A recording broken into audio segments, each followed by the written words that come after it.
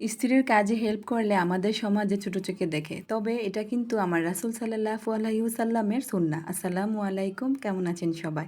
আশা করছি নিশ্চয়ই ভালো আছেন। আলহামদুলিল্লাহ, আমরাও ভালো আছি। আমি শারমিন আক্তার, ওয়েলকাম জানাচ্ছি আমার নতুন আরও একটি ভিডিও দেখার জন্য। যেহেতু তালের মৌসুম চলেই আসছে, তো তালের পিঠা তো খেতেই হবে। তো এখানে সেই প্রসেসিংই চলছে, মানে তালের রস নেওয়ার।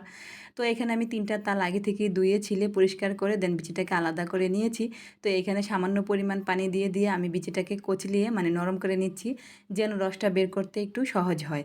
আমি আসলে এভাবেই তালের রস নেই। আপনারা কে কীভাবে নেন অবশ্যই কিন্তু জানাতে পারেন। আমার কাছে এভাবে নিতেই সহজ মনে হয়, তাই আমি এভাবেই নেই। অনেকে অনেক রকমভাবেই নেয়।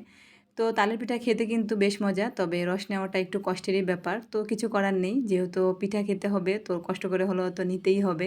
তো আমার এই তালের রস নেওয়া দেখে আমার হাজব্যান্ডও কিন্তু আমাকে হেল্প করার জন্য চলে আসছে। আসলে ও বাসায়